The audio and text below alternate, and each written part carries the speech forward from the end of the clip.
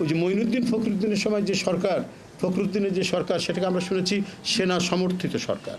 আর এখন কি আমরা এটাকে বলবো জামাত সমর্থিত সরকার? দেশে জাতীয় নির্বাচন কবে সেটা ব্রাজিলের রাষ্ট্রদূত জানতে চেয়েছেন বলে জানিয়েছেন বিএনপির স্থায়ী কমিটির সদস্য আমির খসরু মাহমুদ চৌধুরী। সকালে গুলশানে চেয়ারপারসনের কার্যালয়ে ব্রাজিলের রাষ্ট্রদূতের সাথে বিএনপির সিনিয়র নেতারা বৈঠক করেন।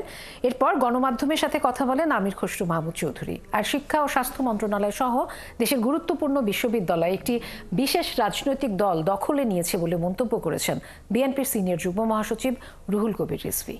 রহিম রুমানের প্রতিবেদন। 5 আগস্ট গণ অভ্যুত্থানে আওয়ামী সরকার পতনের পর কূটনৈতিক মহলে বহুগুণে বেড়েছে বিএনপির গ্রহণযোগ্যতা। সেই ধারাবাহিকতায় মঙ্গলবার সকালে গুলশানে দলটির চেয়ারপারসনের কার্যালয়ে বিএনপি নেতাদের সাথে সাক্ষাৎ করতে আসেন ব্রাজিলের রাষ্ট্রদূত পাওলো ফার্নান্দো দিয়াজ পেরেজ। বৈঠকে দুদেশের সম্পর্ক উন্নয়ন করে কৃষি, ওষুধ, চিনি, গবাদি পশু ও মাংস আমদানি রপ্তানির বিষয়ে ব্রাজিলের আগ্রহ আছে বলে জানিয়েছেন বিএনপির স্থায়ী কমিটির সদস্য আমির খসরু মাহমুদ চৌধুরী। ব্রাজিল থেকে আমরা প্রচুর কমোডিটি ইম্পোর্ট করি, চিনি সহ। ফার্মাসিউটিক্যালসের কিছু রপ্তানি হচ্ছে, বাট আরও সম্ভাবনা আছে। গার্মেন্টস রপ্তানি হচ্ছে, সেখানে আরও বড় ধরনের সম্ভাবনা আছে। দুই দেশের মধ্যে কৃষিতে কোঅপারেশনের ব্যাপারে আলোচনা হয়েছে। তিনি বলেন, এসব কিছুর আলোচনার কেন্দ্রে দেশের নির্বাচন কবে হবে সে বিষয়ে ব্রাজিল সহ বিভিন্ন দেশের কূটনীতিকরা জানতে চাচ্ছেন।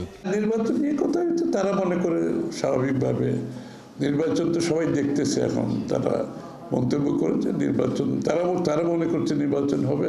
এদিকে দুপুরে দলের কেন্দ্রীয় কার্যালয়ে সারা দেশের জেলা ও মহানগরে সদস্য নবায়ন ফরম বিতরণ কর্মসূচি উদ্বোধনী অনুষ্ঠানে দলটির সিনিয়র যুগ্ম মহাসচিব অভিযোগ করেন, আওয়ামী দোসরদের পরামর্শে মানুষের জীবনে নাভিশ্বাস তুলতে ভ্যাট বাড়িয়েছেন উপদেষ্টারা।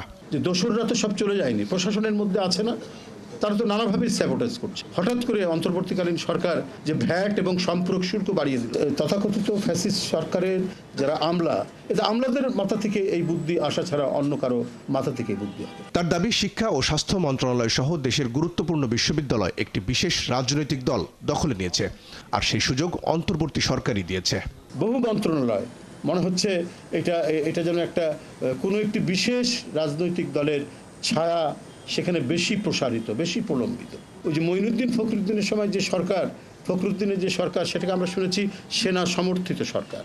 আর এখন কি আমরা এটাকে বলবো জামাত সমর্থিত সরকার? ভেতরে বাইরে ষড়যন্ত্র চলছে জানিয়ে বিএনপি দেশের স্বার্থে বৃহত্তর ঐক্য গড়ে তোলার চেষ্টা করলেও একটি মহল ঘোলা পানিতে মাছ শিকারের চেষ্টা করছে বলেও অভিযোগ করেন তিনি। বিভেদের সুর যখন কেউ বাজান, বিভেদের সুরের বাঁশি যখন আমরা শুনতে পাই। রহিম রুমন, ৭১, ঢাকা।